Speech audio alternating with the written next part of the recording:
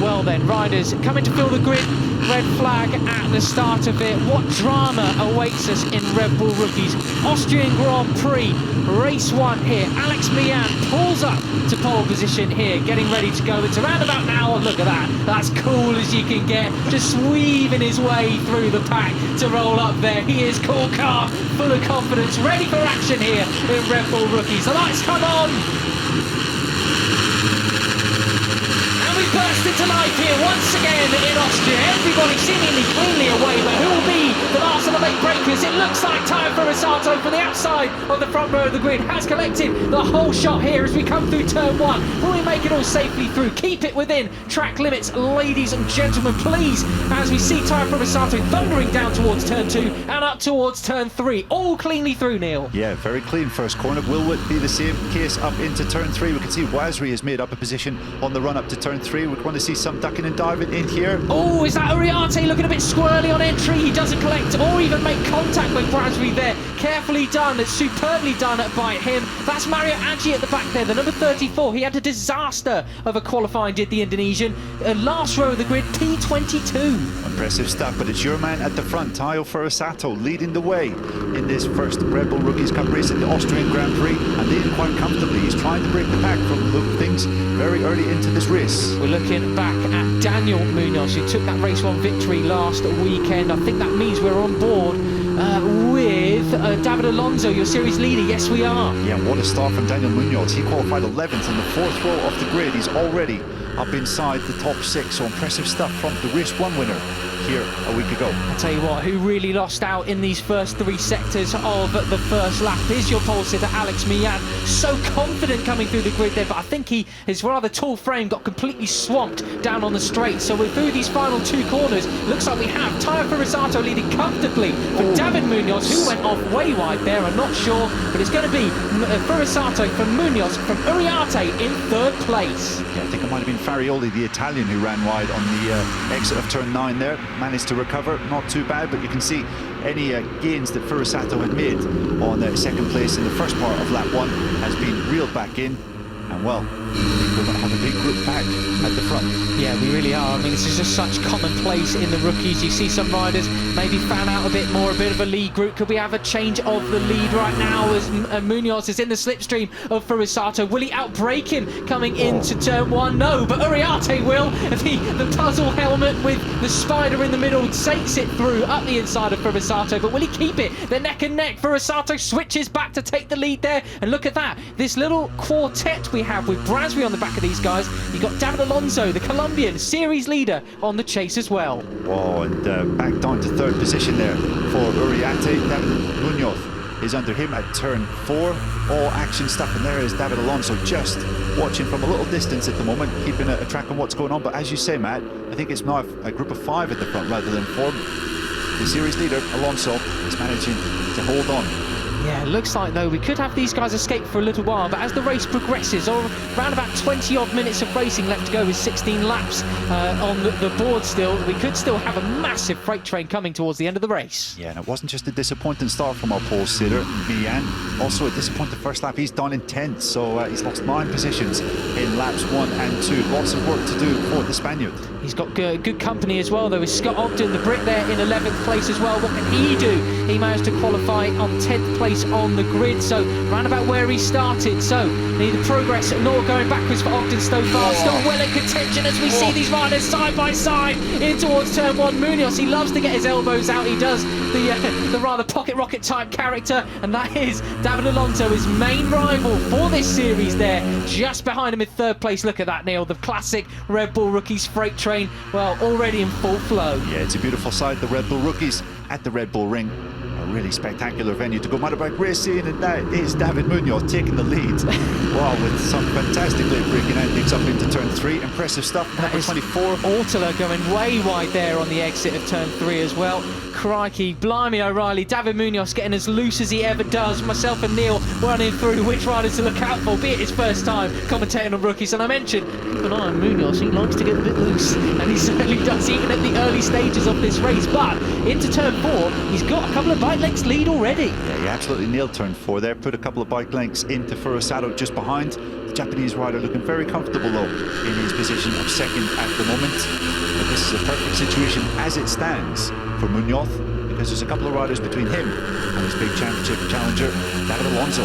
God, every single race at this stage in the season is so key for the Red Bull Rookies Cup standings. This is all he needs. David Munoz, he's performing very well in the Moto3 Junior World Championship, and then look who's in 2nd now. Tachikon Brasserie just so buoyed by that podium, that surprise podium in Germany. But David Alonso, the series leader, looking at his competitor, his main rival, he's thinking, I can't let this kid get away. Yeah, Alonso looking cool and calm and collected, not too flustered when he gets shuffled back up at turn 3, turn 4. He's really strong in that final sector of the track. That's 2 laps in succession. He's made up multiple positions in the second half of this lap, and you can see there the fastest lap coming in for Brasserie, now up to 2nd.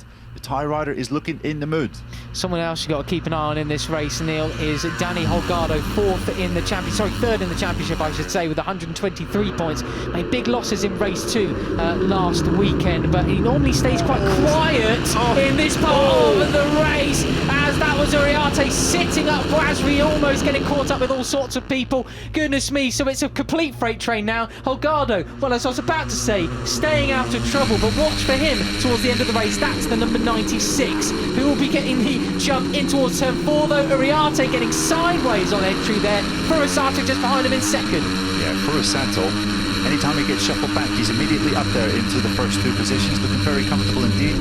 And this is a move into turn 6. Who is that? I think it's David Munoz, isn't it? Oh, goodness me! Uriarte's got such an awesome riding style, as it is with his tall frame, but that was too much. The rear wheel stepped out and he's lost the lead. It's gone to the number 64 of David Munoz already. Well, pick a name out of the hat, because we've got, what, more than 10 riders challenging for the lead. Is typical Red Bull Rookies action at the Red Bull Ring. And that is Ortela in 3rd, mate. That's Ortela, who went so wide at turn 3 just a couple of laps ago. How's he got there? Yeah, Furusato picks up at the front. That's Daniel Munoz going wide there. Contact weird. I couldn't quite make it out. That's Mian. Is it Mian? Oh my goodness me. Well, they've not lost out too much so far, but they fan out to nearly 4 abreast in towards turn 1. Furusato still getting the lead there.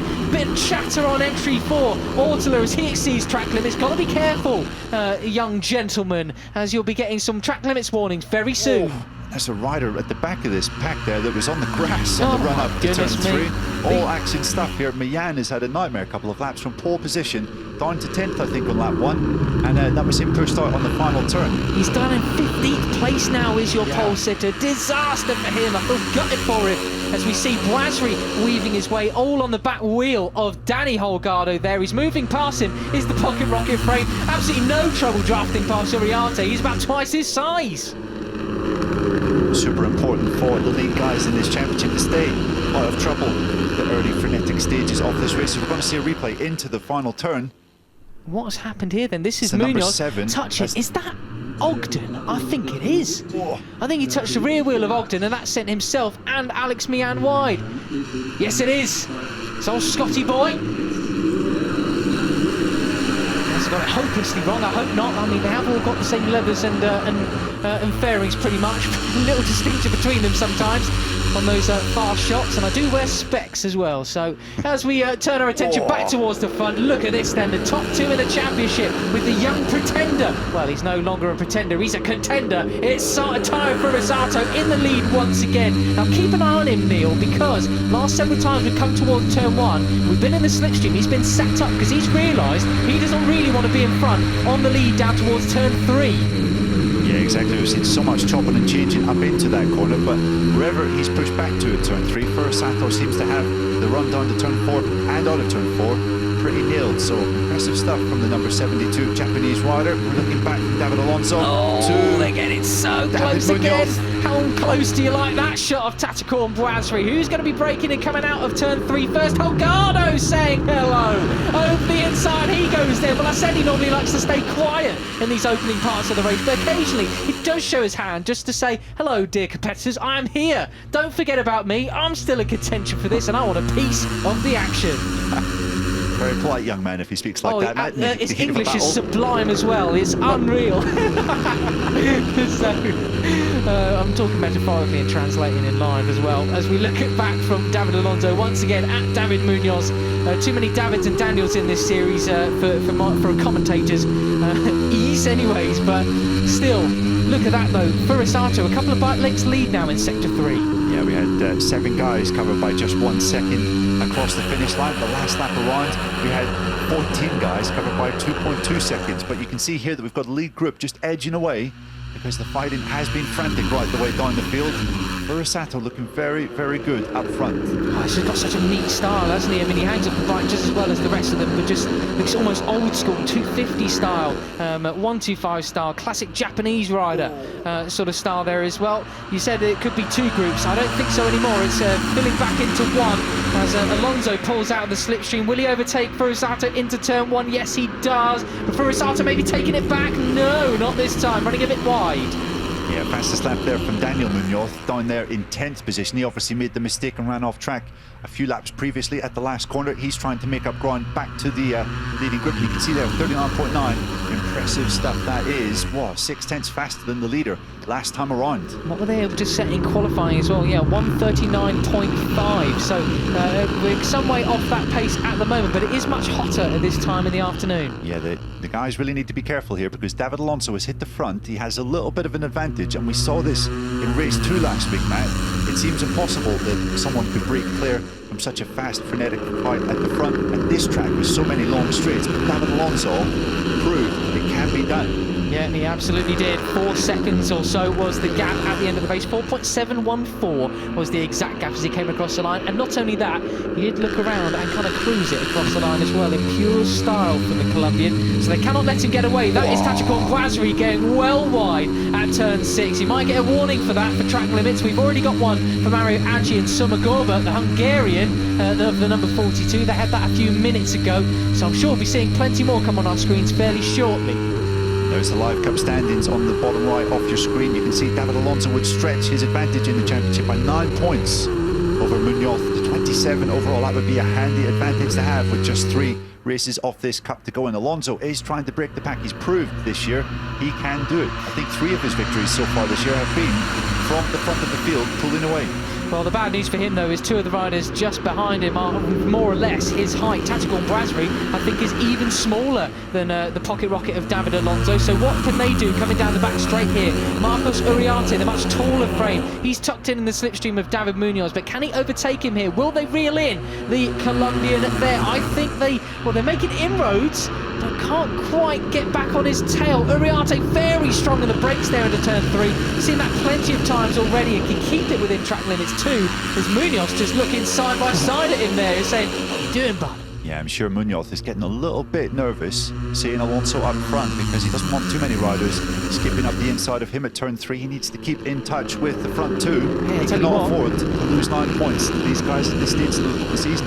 I'm glad you said front 2 because Brasserie has really latched on to the back there as we see track limits warnings for Alex Mian. That is a shame. He's down up into 12th place now. Also Sho Nishimura, the other Japanese rider in the class. There he is, just entered the pits. That's a shame. Clearly a bit of an issue with his bike there. Yeah, disappointing for Sho. Oh, is that Daniel Munoz running way wide? Where's he gone to?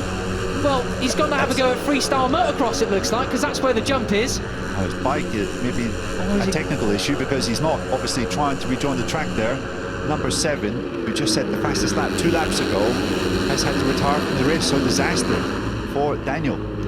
Wow, what a shame that is. Got his first Red Bull Rookies Cup victory here, as well as that was, I think, David Munoz waving at Danny Holgado saying, latch on, mate, and we'll catch them. We'll make a proper race of this just yet. And interestingly enough, the number 96 set the fastest lap of the race so far, but we've got a long lap penalty already for old Indonesia. All of them just going, no, as Mario Aji has got a long lap penalty coming his way. Yeah, that might cost him the chance of scoring some points today. He's sat 15th at the moment, but long lap penalty usually adds around 3 seconds to your lap. So Aji will have a lot of work to do to try and recover that position. David Alonso sitting pretty at the front. He was 4/10 clear coming across the line through the first split. It was down to 3/10, and you can see there Bertelli is motioning to the rider just behind him. I think that is Ortola. Yeah. To just tuck in. Don't try anything silly. Stick with me, and I'll take you to the front. But will Ortola oblige? I don't think so. As we see also Ogden's behind them as well, moving up to P9 for the Brit then. So can he latch onto them and drag his way towards the front as well? They've got Uriarte and Furusato just ahead of them then.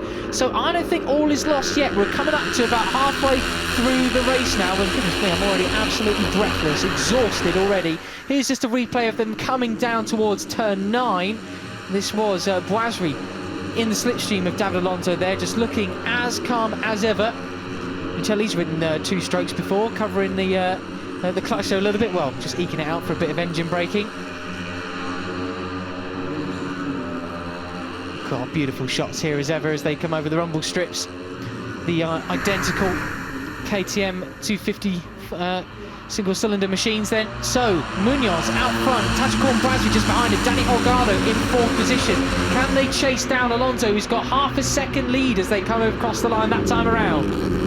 Yeah, the fastest man on track the last lap, Matt, was Tayo Furusato in 5th position. He got bumped back quite a few positions after looking so good in 1st and 2nd for the first part of this race. He's got his head down, he's chasing this front pack. Well then, David Munoz, how about that? 0.156 of a second quicker last time around, but he's in 3rd now as he's been overtaken by Boisry. Who was that? Trying to go up the Uriarte going up the inside of Furusato that time around. He said, no, I'm going to chop off your nose, sunshine. And down the straight they come towards turn 4. Mian moving up a place once again. You see on the left of our timing screens up into P10. And are we getting ever closer to David Alonso? I love the way that even on these small capacity machines, they still get it sideways, backing into the turn 4 there. Who is that? That's Munoz, Daniel Munoz, back in pit lane. Yeah, you can see that David Alonso, our leader, has had a track limits warning, so he needs to be careful. He's been pushing on quite a bit in the last couple of laps, trying to keep this gap ahead of Munoz and Boisry just behind. He did have a long lap penalty back in race 1 last weekend. Uriarte, another rider with a track limits warning then as well. And it looks like Detweiler has also got, the Swiss rider, a long lap penalty due to exceeding track limits. So it begins, that famous quote from Lord of the Rings. Goodness me, these guys are getting much closer. We got confirmation from our timing screens. Daniel Munoz stopped with mechanical problems. What a shame for last weekend's race winner. 7 laps to go.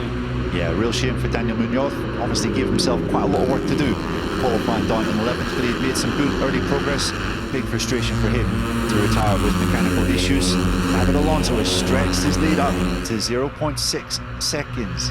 That is impressive stuff from the Colombian. He's just managed to get his head down and run his own pace, and he's getting faster and faster, 10th by 10th. 39.6 was his personal best lap time of the race, and he was almost, well, the second fastest rider. That's a bit of a nightmare there from Boisry, running well wide at turn 3. He slips down to 5th. Yeah, what a shame, because he was actually quicker than Alonso last time out as well, and that leaves your man, your boy, Tayo Furusato in 2nd place, now leading the hunt back on to David Alonso. Matteo Bertelli moves up the inside of Uriarte. That's Ortola just behind them as well. Yes, it is. And what can he do? With Scott Ogden just behind him as well, up into P9, latched onto the back of this group too. That's progress for the Brit.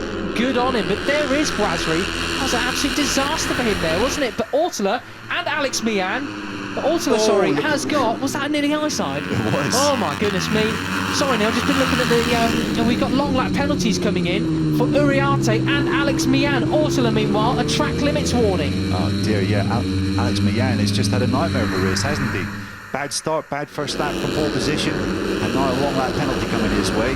That's tough stuff. And did you say Uriarte, Matt? Yep, yes. Uriarte's got a long lap penalty coming his way now, so he'll see it there on the luminous yellow boards to the right of, well, the track there. There he is, 89 and 23 long lap penalties. Disaster for them both. Yeah, disaster for them. Uriarte will have his work cut out trying to finish in the top 6, and there he is taking his long lap penalty immediately. Good lad. That's what we want to see. Alonso, man, last time around, fastest lap, 39.4. He now has 1.3 seconds in hand over Furusato. Goodness me, yeah, fastest lap of the race, and well, the only one out of the top 5 or 6 who was able to set a 39 that time around. Munoz just sides his way through on Furusato there up in towards turn 3. So, well, I keep saying the chase is on, but they do not seem to be reeling him in at the moment. No, they definitely do not. They don't have the pace of David Alonso up front, and it's so impressive how consistent he is, able to just continue lapping in the 1 minute 39s. Very impressive stuff for a rider this young, still developing, but showing huge amounts of potential. How great would it be to see David Alonso up in the World Championship stage in a few years, maybe even next year? Yeah, absolutely. You can say the same for quite a few of these guys as well. We've got another long lap penalty for Jakob Rosenhaler, the local rider. What a shame for him. Eddie O'Shea, though, the other Brit, needs to keep within the track limits now. He's had a warning from race direction. Well, we've got 5.5 laps to go left now, so it's crunch time. 1.7 seconds the gap to the lead. Matt, Alonso is clearing off. I don't think David Munoz or Furusato have what it takes to reel him in, because he's just able to lower his pace by the lap. It's really impressive stuff here from the number 80. This is why he's leading the championship at the moment. Well, it's going to take a big mistake for him in these final 5 laps to prevent him from winning the race. Yeah, it really is. Could be a race for second then, but well, the chase really is on now, because we do have Furusato a 10th quicker that time around. 1.5 seconds the gap now. This is Ogden, I think, with Ortola just in front of him there, with Alex Mian's long lap penalty, and I think it's Uriarte's as well. They have been moved up to P8 and P7, so that's pretty good news for them. They've got Batelli just in front of them, and that is, well, there's confirmation there. Exceeding track limits, Alex Mian, long lap penalty. Batelli up the inside of Braswick, whose race has gone to pot, unfortunately. But, well, he's probably just fortunate to be staying upright still.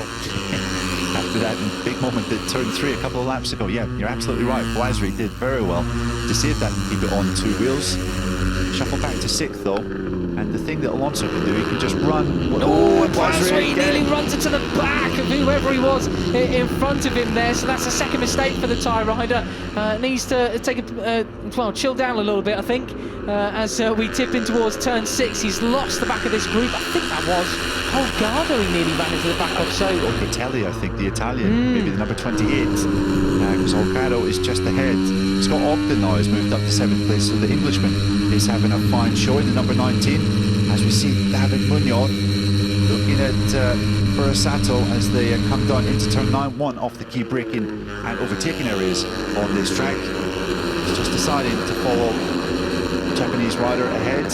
Maybe he's taken finally some of his own advice. Normally he's one of the main purveyors of tapping the rear seat unit, saying, get on my back wheel, I'll take you to him. He's recognised the class of the young Japanese rider, but will he overtake him coming down into turn 1 here there? It's 4 laps to go, and a bit more of a gap to the lead then. Alonso eking out a couple of more tenths that time around. I think the battle for first is well and truly gone. It's now a battle for second and third. One of the great things about pulling clear in this class is you can go and run whatever lines you want, whereas if you're in Furusato's place, or indeed Munoz's place, then you have to defend and maybe expect an attack from behind. But Furusato sitting pretty in third, and Bertelli is making some really impressive late progress. He was sitting outside the top 6 some time ago, gesturing for the riders behind to follow him. He's already now up to 4th, the number 28 Italian, looking good. Yeah, first win back in the second race of Germany. A surprise first win after David Munoz wiped out the leading 5 contenders, including himself, unfortunately. Batelli came across the line. It was a dream win for the Italian. But since then as well, that form was coming, and he's been maintaining it ever since, which is good news for him. But if they're not careful, Olgado, Braswick and Batelli will lose the chance to fight for second and third as well. So we've got one out front, then two riders fighting for second, and in this three-way scrap for fourth. As it stands, a little sedate by Red Bull rookie standards here, man. But I think that's partly down just to the terrific pace that Alonso is showing. He's stretching the pack out. Yeah, really, really impressive, isn't it, from all of these guys at the moment. It's normally at this point 4 laps to go, but the tone of the race completely changed. Who's that who's gone really wide? It's Furisato who's gone really wide there into turn 9. I can only assume he had a bit of a moment on the exit there. So now, well, the fight for third is still on, because it looks like this fight for second is lost with David Munoz up ahead. Or is it? Is that too many bike lengths with the slipstream? Who knows? It looks like they could catch on to the back of him once again. Yeah, Furisato got out of jail there in some respects because he only lost one position running off track at turn number 9. We're going to see a replay here. You can see he's just well wide. I think he must have lost the front end or something then, the Japanese rider. But I was going to say, this is the part of the race where it's normally such a huge group, and it really changes, and it turns well, a bit feisty, just like that between Holgado and Furisato then, so they've caught back on to David Munoz, so it is a fight for second between 5 riders, no less, so it is just, well, classic Red Bull rookies once again. You jinxed it, Neil. It's got Boisry into second place now. Yeah, excuse me oohing and ahhing every time this group goes into turn 3, but first time commenting on the Red Bull Rookies race, and it's a rather new experience. Yeah, we're quite used to it in Moto E as well, but that's only about 7 or 8 laps or so, not 17 of non-stop action in the Red Bull Rookies. It's just class stuff once again, and yes, it looks like now, Boisry still in second place. You've got Munoz behind him, Bertelli in 4th position there. Now Furisato just behind them, Holgado off the back. This is absolutely class from David Alonso. He's pretty much matching his fastest lap of the race, and he's got now a 3-second advantage up front, 3.2 seconds. Oh, and that's Bertelli going third, runs a little bit wide, and that's Munoz coming back, responding pretty much straight away. Well, it's a carbon copy performance this for David Alonso, isn't it? I'm just keeping an eye on the timing screens to check any more long lap penalties. One's coming for Cormac Buchanan, the New Zealander, who's down in 21st position. So Taya Furisato moving up the inside, trying to claim 4th position from Bertelli, does it successfully. Penultimate lap time then, so these slipstreams all count on the run through turn 2 and up towards turn 3. Boisry in the driving seat with his real small frame, no chance of getting much of a slipstream from him, but will anyone outbrake him into turn 3? They fan out once again. Yeah, you have to say Boisry has managed to regain his composure. Holgado nearly wiping out Furisato there. That's a bit naughty from the Moto 3 Junior World Championship leader. That could be Furisato's chance of a podium over and done with, unfortunately for him. Boisry, though, still firm in second place. Munoz, though, in third. Yeah, Holgado absolutely loves that inside line up into turn 3, and just a bit of contact with the rider ahead. Unfortunate for both men, because it's kind of exploded this battle for second apart. As you can see, now Boisry and Munoz have some breathing space ahead of the 3 riders behind. Well then, turn 6 and 7, the battle continues. Italy versus Spain then for 4th position. Is it too far gone for them to catch second and third? I think it might be. Could be another dream podium for Boisry then. Good on him, what a turn of form this has been for the Age of Talent Cup graduate. Meanwhile, David Munoz putting in his own sterling performances. Second place he is in the Moto 3 Junior World Championship. He can maintain that second in the Red Bull Rookies Cup as well. Round the final corner they come. Careful for Danny Holgado, going very wide there on the track limits.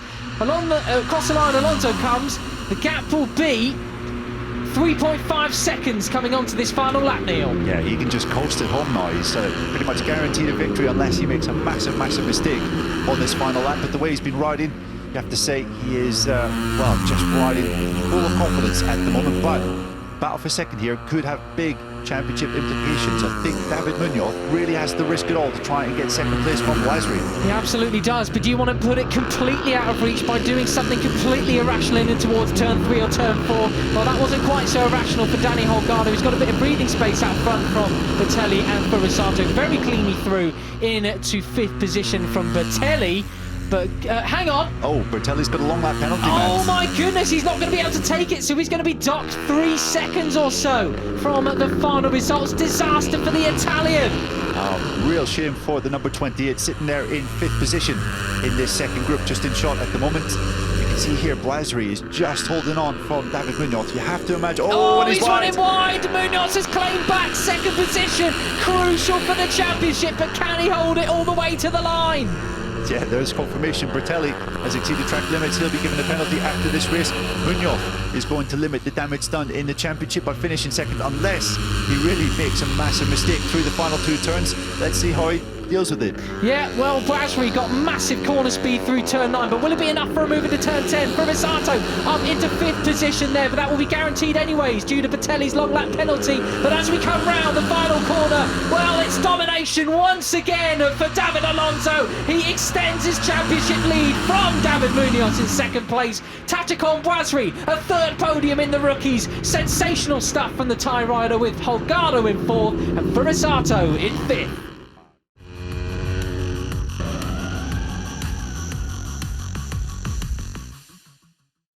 Yeah.